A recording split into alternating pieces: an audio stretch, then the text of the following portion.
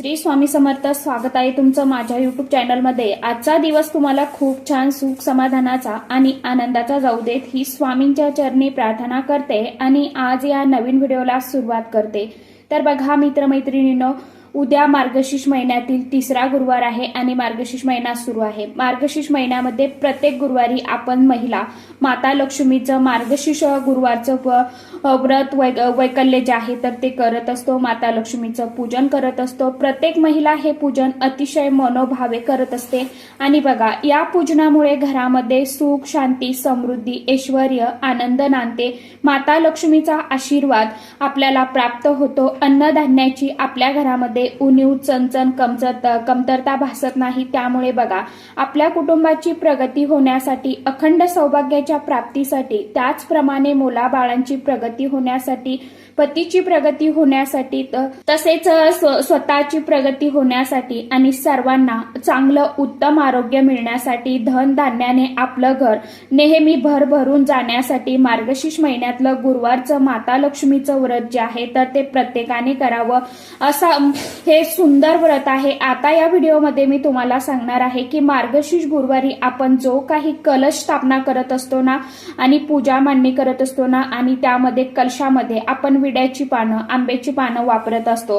तर त्यावेळी आपण जेव्हा दुसऱ्या दिवशी म्हणजे शुक्रवारला उत्तर पूजा करतो तर तेव्हा बऱ्याचशा महिला कलशातील पाणी जे आहे, कलशातली पानं जी आहेत तर ती निर्मल्यामध्ये टाकतात. तर तसं न करता एक छोटासा आणि अतिशय प्रभावशाली असा उपाय आपल्याला उद्याच्या गुरुवारी करायचा आहे. म्हणजे आता आपल्याला दुसऱ्या दिवशी मार्गशीर्ष गुरुवारी आपण पूजन हे करत असतो.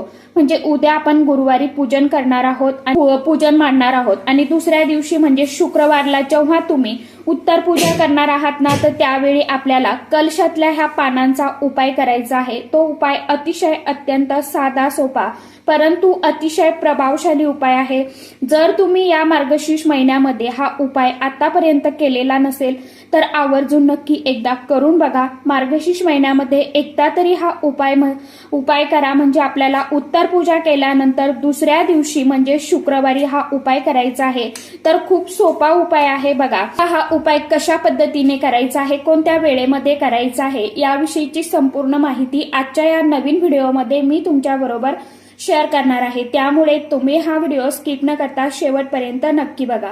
चॅनलवरती तुम्ही जर हा व्हिडिओ पहिल्यांदा बघत असाल तर चॅनलला आवर्जून सबस्क्राईब करा आणि असेच नवनवीन माहितीपूर्ण व्हिडिओ बघण्यासाठी समोरील बेल आयकॉनलाही प्रेस करा.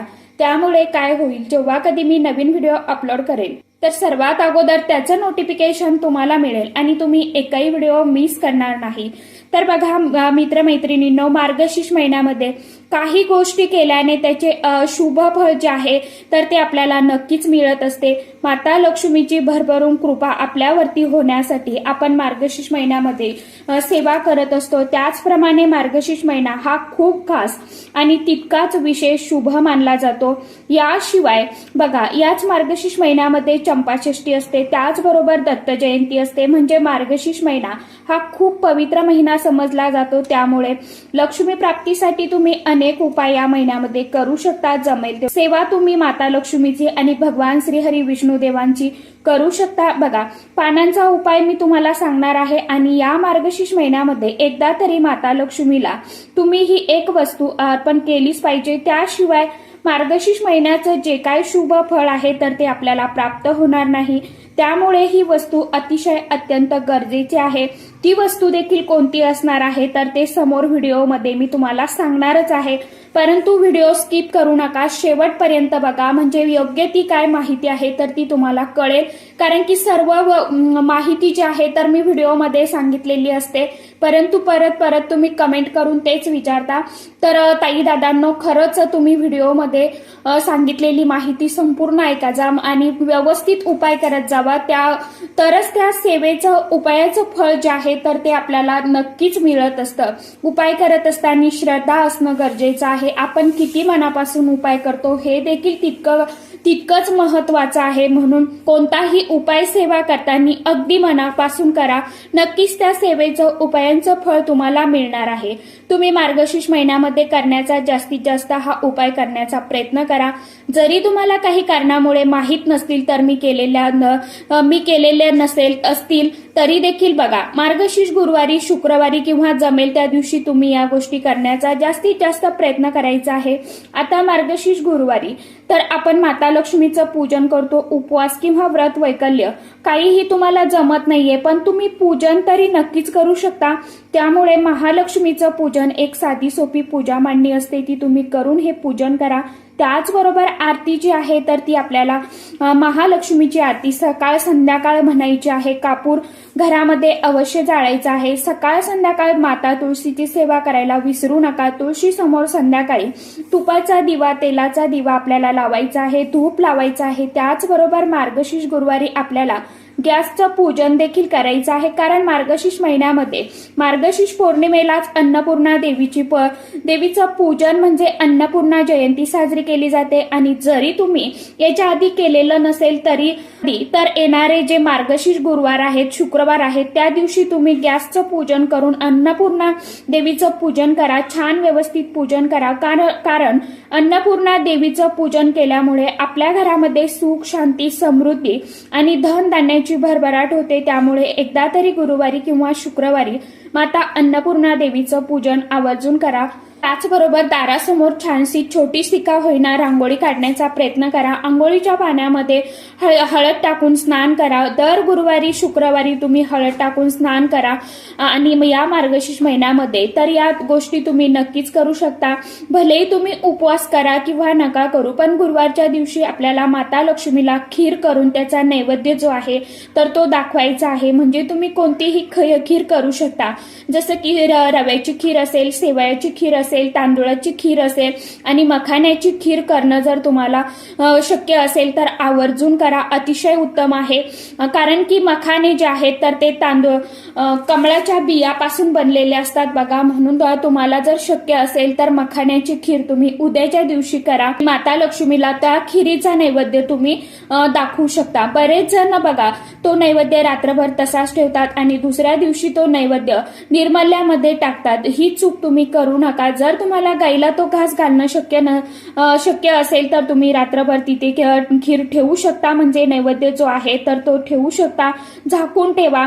बघा, शहरी भागामध्ये राहणाऱ्या काही महिला असतील किंवा बऱ्याच वेळेला प्रत्येक दिवशी आपल्याला गाय येईल किंवा आपल्या दारावरती येईल किंवा गाय मिळेल असं शक्य होत नाही, तर तुम्ही टेरेसवरती ठेवा, जेणेकरून पशु पक्षी जे आहेत तर ते खाऊन जातील. मग आपण जो नैवेद्य आहे खिरीचा वाटीभर ठेवलेला तर तो आपण काही वेळ देवी मातेसमोर ठेवा आणि खिरीचा दाखवलेला नैवेद्य जो आहे किंवा कोणताही नैवेद्य जो आहे तर तो जेवण बनवलेला आहे उपवास सोडण्यासाठी आपल्यासाठी आणि तो दाखवलेला आहे काही वेळ तिथे ठेवा. आणि त्यानंतर आपल्या घरामध्येच तुम्ही घरातील जेवढे काही आपल्या घरामध्ये मेंबर आहेत तर तेवढ्यांनी मिळून तो सर्वांनी नैवेद्य प्रसाद म्हणून तो घरामध्ये ग्रहण करा. आणि ते ताट जरी तुम्ही ठेवलेलं असेल तरी तुम्ही स्वतः उपवास सोडताना किंवा जेवताना ते खाऊ शकता किंवा घरातील कोणत्याही सदस्याला ते देऊ शकता. बघा, गुरुवारी आपण पूजा मांडणी करतो आणि दुसऱ्या दिवशी उत्तर पूजा करत असतो. त्यामुळे बघा, उत्तर पूजा करताना देखील दूध साखरेचा नैवेद्य दाखवा. आरती करायची आहे. माता लक्ष्मीला दिव्याने धूपने ओवाळायचं आहे आणि थोड्याशा अक्षदा हातामध्ये घ्यायच्या आहे आणि कलशावरती आपल्याला किंवा त्या पूजेवरती आपल्याला थोड्याशा अक्षदा ज्या आहेत तर त्या अर्पण करायच्या आहे आणि कलश थोडासा हलवायचा. म्हणजे उत्तर पूजा आपण करून घ्यायची. आता बघा, उत्तर पूजा झाल्यानंतर जे तांदूळ आहेत तर तेच तुम्ही पुढच्या गुरुवारी वापरायचे आहे. बरेच जण ते तांदूळ वापरतात देखील. तुम्ही जसे करत आहात त्या आतापर्यंत तर त्याचप्रमाणे तुम्ही करू शकता. थोडेसे तांदूळ हे तुम्हाला पक्ष्यांना खाऊ घालणं शक्य असेल तर आवर्जून घाला. साखर वगैरे तुम्ही पुन्हा वापरू शकता. आणि बघा, जी आपण पानं व कलशामध्ये विड्याची पानं लावतो ना कलशाला, त्याचा आपल्याला उपाय करायचा आहे. जे पाणी आहे कलशातलं तर ते तुम्ही घरातील झाडांना वगैरे घालू शकता आणि अशा प्रकारे ते पाणी जे आहे तर ते आपल्याला झाडांना किंवा तुळशीमध्ये तुम्ही ते कलशामधलं पाणी जे आहे तर ते टाकून देऊ शकता. इकडे तिकडे फेकायचं नाही, कारण त्यामध्ये बघा देवी तत्व जे आहे तर ते उतरलेलं असतं. त्यामुळे चुकूनही पाणी फेकून देऊ नका. झाडांना ते पाणी घालू शकता. थोडंसं आपल्या घरामध्ये शिंपडून घ्यायचं आहे आणि तुळशीला देखील ते पाणी तुम्ही टाकू शकता. त्यातली सुपारी, नाणं जे काय आहे तुम्ही ते तुमच्या जवळ ठेवू शकता किंवा तिजोरीमध्ये ठेवा.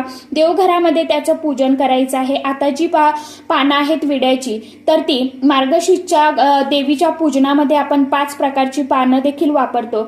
जसं की जांभूळ असेल, चिकू असेल, पेरू असेल, आंबा असेल, अशी पानं वापरली जातात. बघा विड्याची पानं यामध्ये वापरतात. तर विड्याची पानं आपल्याला घ्यायची. जर आंब्याची तुम्ही वापरलेली असतील पानं तर आंब्याच्या पानांचा तुम्ही हा 5 पानांचा उपाय करू शकता. विड्याची पानं वापरत असाल तर विड्याच्या पानांचा हा उपाय करायचा आहे. ती पानं जी आहेत तर ती वापरलेली ती निर्मल्यामध्ये फेकून देऊ नका. आपल्याला ती पानं घ्यायची आहे, स्वच्छ धुवून कोरडी करायची आहे आणि एका पानावरती आपल्याला श्री महामाता लक्ष्मीचा बीज मंत्र आहे तर तो कुंकवाने त्या पानावरती लिहायचा आहे आणि ते तिजोरीमध्ये पान तुम्हाला ठेवायचं आहे. एक पान तुम्हाला देवघरातल्या मुख्य दिव्याखाली ठेवायचं, म्हणजे दिव्याला आपल्याला आसन द्यायचं आहे. त्यानंतर बघा पुढचं जे पान आहे तिसरं, त्यावरती तुम्हाला कुंकू अर्पण करायचं आहे. त्यावर तुम्ही तुळशीचा दिवा देखील लावू शकता. चौथं पान जे आहे तर त्यावरती कुंकवाने स्वस्तिक काढून आपल्याला उंबरठ्यावरती ठेवायचं आहे. त्यावर हळदी कुंकू अर्पण करायचं आहे आणि सगळ्यात शेवटचं 5वं पान जे आहे तर ते छान व्यवस्थित स्वच्छ कोरडं करून घ्या आणि आपल्या तांदळाचा जो डबा आहे त्यामध्ये हे पान ते तुम्हाला शुक्रवारच्या दिवशी ठेवायचं आहे. असा हा उपाय तुम्हाला दुसऱ्या दिवशी म्हणजे शुक्रवारी मार्गशीर्ष गुरुवारचं पूजन आपण करतो ना, आणि दुसऱ्या दिवशी शुक्रवारी जेव्हा उत्तर पूजा करतो तर त्या दिवशी आपण हा उपाय करायचा आहे. त्यानंतर बघा शनिवारी तुम्ही ही जी पानं आहेत तर ती निर्माल्यामध्ये टाकू शकता. आता पुढची जी महत्वाची गोष्ट आहे ती म्हणजे आपल्याला मार्गशीर्ष महिन्यामध्ये तरी ही एक वस्तू अर्पण करायची आहे. बघा नारळ म्हणजे ओटी जी आहे तर ती माता लक्ष्मीला अर्पण करायला विसरू नका. जवळ असणारे जे महालक्ष्मीचं मंदिर आहे, प्रत्येक गावामध्ये ग्रामदेवता असतात, माता लक्ष्मीचं मंदिर असतं, त्यामुळे न विसरता तुमच्या ग्रामदेवतेची किंवा माता लक्ष्मीच्या कोणत्याही मंदिरामध्ये जाऊन तिथे तुम्ही माता लक्ष्मीची ओटी भरायला विसरू नका. खण घ्या, ब्लाऊज पीस घ्या, शक्य असेल तर साडी घेऊन तुम्ही माता लक्ष्मीची पूजन करू शकता, ओटी भरू शकता. नारळ जो आहे तर तो घ्यायचा आहे. एखादी वेणी, गजरा, तुम्ही तांबूल घ्या आणि ते तुम्ही घेऊ शकता. तांबूल म्हणजे पानाचा गोड विडा जो असतो ना तर तो घ्यायचा आहे. शृंगाराचं साहित्य, हिरव्या बांगड्या, मेहंदीचा कोन, टिकलीचं पॉकेट किंवा कुंकवाचा करंडा हे ठेवू शकता. आणि अशी ही जी ओटी आहे तर ती माता लक्ष्मीची ओटी तुम्हाला भरायची आहे. कोणत्याही दिवशी मार्गशीर्ष महिन्यामध्ये तुम्ही ही ओटी भरा. गुरुवारी भरा, शुक्रवारी भरा, मंगळवारी भरा तरी देखील चालणार आहे. तुमच्या वेळेनुसार तुम्ही माता लक्ष्मीची ओटी भरा. बघा लक्ष्मीची जी ओटी आहे ती आपल्याला मार्गशीर्ष महिन्यामध्ये अवश्य भरायची आहे, हे तुम्ही विसरू नका. जर आपण अशी ही ओटी अर्पण केली माता लक्ष्मीला तर बघा मार्गशीर्ष महिन्याचं संपूर्ण पूजेचं फळ जे आहे तर ते आपल्याला नक्कीच मिळत असतं. त्याचबरोबर एखाद्या शवासीन स्त्रीची पण तुम्ही ओटी मार्गशीर्ष महिन्यामध्ये भरू शकता. स्वतःच्या घरामध्ये भरा किंवा एखाद्या लक्ष्मीच्या मंदिरामध्ये जाऊन तिथे एखाद्या सवाशीन स्त्रीची ओटी भरली तरीही चालेल. बघा हे अतिशय अत्यंत महत्वाची माहिती होती आणि मला ती तुमच्यापर्यंत पोहोचवायची होती. तर कशी वाटली नक्की सांगा. व्हिडिओला कृपा करून एक लाईक करत जावा आणि इतर मित्रमैत्रिणींना देखील व्हिडिओ जास्तीत जास्त शेअर करत जावा. उपायांचा, सेवेचा तुम्हीही लाभ घ्या आणि इतरांना देखील घेऊ द्या. तर चला आजच्या व्हिडिओमध्ये इतकीच माहिती होती. कशी वाटली नक्की सांगा. व्हिडिओ आवडला तर चॅनलला आवर्जून लाईक, शेअर, सबस्क्राईब जरूर करा. परत भेटूया नवीन माहितीसोबत, नवीन व्हिडिओसोबत. तोपर्यंत सर्व माझ्या युट्यूब परिवाराला श्री स्वामी समर्थ.